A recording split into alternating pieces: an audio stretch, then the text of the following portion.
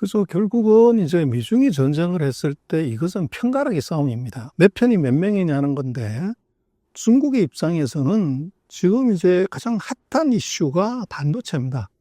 뭐 세상의 모든 것은 지금 반도체로 움직이고 전기차든 AI든 자동차든 가전이든 뭐 사무실에서든 집에서든 IT 기기 없으면 안 되는데 이 반도체를 중국이 못 가지게끔 한 것이 바로 치포동맹입니다. 미국, 일본, 대만, 한국이 이 4개의 국가가 반도체 장비, 소재, 생산을 다 쥐고 있는데 이걸 다 통제해버리면 전 세계 반도체의 90에서 95%가 통제가 돼요. 근데 중국이 미국, 일본, 한국, 유럽을 다 합친 것보다 더 큰 인구예요. 그래서 그리고 경제 규모는 미국의 2번째가 되면 이런 나라가 악심 먹고 반도체를 개발하겠다 그런 거 개발합니다. 단 시간이 문제가 되죠. 근데 지금 이제 AI 전쟁, 4차 산업혁명은 시간 싸움, 스피드의 경쟁이에요. 10년 뒤에 개발하면 어떻게 되냐? 그 차가 지나가는 거죠. 그래서 시간을 최대한으로 당기려면 그런 중국이 얘기하는 첨단 기술은 살 수 있으면 사고, 훔칠 수 있으면 훔치고, 베낄 수 있으면 베끼고, 합작할 수 있으면 합작을 해라. 수단과 방법을 가리지 않는 건데 결국은 지금 한국의 반도체는 우리는 이제 한국 그 투자가들도 한국에서 반도체를 바라보는 많은 일반적인 관점은 한국 반도체 망했어. 삼성전자가 저렇게 헤매. 이제 이러는데 그거 엉터리입니다. 말도 안 되는 소리인 것이 삼성전자가 경쟁력이 떨어진 건 맞지만 삼성전자를 대체하는 하이닉스가 세계 1등을 하고 있어요. 지금 엔비디아가 주가가 계속 폭등하고 난리지만 엔비디아 주가 반토막 내려면 어떡하면 되냐? 그거를 대한민국의 기업이 지고 있습니다. 엔비디아가 이게 H100이든 200이든 뭐 블랙웰이든 간에 엔비디아 칩에 반드시 붙어야 되는 게 HBM인데 이 HBM을 생산하는 나라가 한국하고 미국인데 미국은 HBM 수준이 훨씬 수준이 떨어지고 엔비디아 칩에는 반드시 하이닉스 칩이 붙어야 돼요. 근데 하이닉스가 독하게 마음먹고 HBM 오늘부터 엔비디아 공급 안 한다. 이렇게 얘기하는 순간 엔비디아 주가는 반토막 납니다. 그럴 정도로 우리가 반도체에 굉장히 강한 경쟁을 갖고 있는데 그래서 우리가 너무 이제 자기 비하를 쓸데없이 하는 거죠. 그래서 단군 이래로 최첨단 반도체 기기에서 시장 점유율이 90%가 넘어요. 그런데 우리가 갖고 있는데 뭘 그렇게 이제 비관적으로 보냐 하는 건데 문제는 지금 치포 동맹이 그렇게 강력한 파워를 가진 것처럼 보이지만 안을 들여다보면 어떻게 되냐? 반도체 장비에서 미국과 일본은 경쟁 상대입니다. 그리고 일본과 한국은 소부장 가지고서 서로 싸우고 있는 관계고 또 감정 별로 좋지 않아요. 그리고 대만 같은 경우는 대만의 TSMC와 우리 삼성전자는 소위 말하면 파운드리에서 첨단 반도체 생산에서 서로 경쟁을 해야 돼요.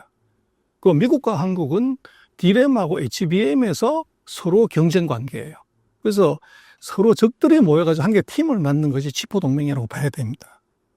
그런데 그렇게 되면 중국으로서는 독자 개발을 할 수는 있지만 시간이 10년 걸리는데 이것을 5년으로 3년으로 2년으로 당기려면 중요한 파트너가 필요한데 그럼 이 4명의 그 치포 동맹, 세계 반도체를 갖고 4개 나라 중에서 가장 약한 고리가 누구냐? 그게 한국입니다. 대만은 서로 미사일 쏘고 하는 이제 적대적인 관계잖아요.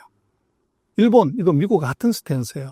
미국은 중국하고 전쟁하고 있고 미국의 최대 지지 세력이 일본이기 때문에 거기에 가장 약한 고리가 한국이다 보니까 중국은 한국을 이제는 제재하거나 보복의 대상으로 보는 것이 아니라 어떤 형태로든지 한국을 설득하고 회유하고 해서 이게 반도체 쪽에서 협력을 이루고 싶은 욕망이 계속 올라오고 있다고 봐야 되고 또 지금 이제 트럼프 대통령 들어서 새로운 이제 그 판짜기가 되는데 지금 미국은요, 소위 말하는 이제 리더십, 뭐 리더십의 원천은 여러 가지죠. 힘이 센 놈의 리더십을 가질 수도 있고, 지혜가 많은 쪽이 될 수도 있고, 돈이 많은 쪽도 이제 될 수가 있고, 또 덕이 많아서도 될 수가 있는데, 결국은 미국의 지금 리더십은 힘이에요. 말 안 들으면 팬다.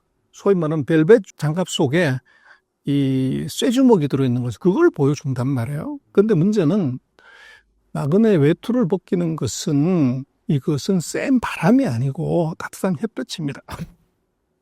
근데 지금 미국이 하고 있는 것은 이 리더십은 지금 힘으로 보여줄지는 몰라도 리더십의 반대 의미는요, 같은 의미는 팔로우십이에요. 그래서 트럼프 1기 정부 때 미국은 전 세계 왕따였습니다. 다 보복하겠다, 뭐 세금 때리겠다 이러니까 유럽 가서도 왕따, 한국 포함한 아시아에서도 겁내는 대상이지 존경과 따르는 대상이 아니었어요. 그래서 팔로우십을 완전히 깨먹은 거죠. 그런데 바이든 대통령이 들어서서 이걸 다 우리 친구야, 동맹이야 해서 소위 말하는 팔로우십을 만들었습니다. 그런데 지금 트럼프 대통령이 집권하고 나서는 이 바이든 대통령이 다시 수습해 놓은 미국의 존경심을 다 깨부시는 걸 최근 한 달 동안 하고 있습니다. 팔로우십이 지금 없어지는 거죠. 그래서 그렇게 놓고 보면 지금 이제 중국은 요걸 노리는 겁니다. 그래서 이게 중국을 보면 역대 2000년의 중국의 역사를 단 한 가지 키워드로 얘기를 하라 그러면 저는 관시라고 얘기를 드리고 싶어요. 그래서 휴먼 릴레이션십. 이걸로 결국은 이건 친구 맺기로 중국은 모든 걸 다 해결합니다. 근데 이걸 중국이 가장 경쟁력이라고 생각하는 친구 맺기를 바이든 대통령이 이걸 다 잘라버린 거죠. 그래서 중국이 가장 고통스럽게 생각하는 게 제가 볼 땐 첫 번째 반도체, 두 번째가 전 세계가 중국을 다 싫어한다는 거예요. 근데 지금 중국이 속으로는 쾌재를 부르는 이유는 이 트럼프 동지가 지금 미국의 동맹들을 이걸 이제 협박해가지고 동맹을 와해시키는구나. 그럴 때 우리가 손내가지고 친구하자? 이러면 지금 최근 4년 동안 중국을 목조로 압박했던 소위 말하는 관시의 망이 깨지는 거죠. 그래서 트럼프 동지가 소위 말하는 이 동맹 관시망을 깨줄 수 있구나?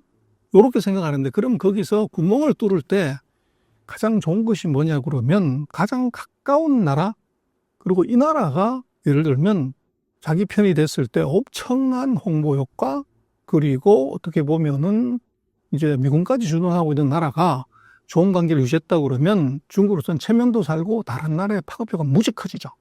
그래서 중국이 최근 이제 한 6개월 보면 한국에 굉장히 호의적인 태도를 보였고, 이번에 대표적인 사례가 그 하얼빈 동계올림픽이 열렸어요.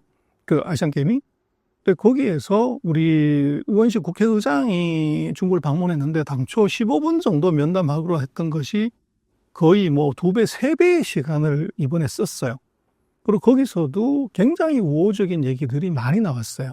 근데 그 사이 뭐 4년 동안 중국이 한국에 대해서 그런 우호적인 태도를 보인 적이 없고, 심지어는 우리가 갔을 때 뭐 주석을 만날, 대표자가 갔을 때 주석을 만난 적이 없어요.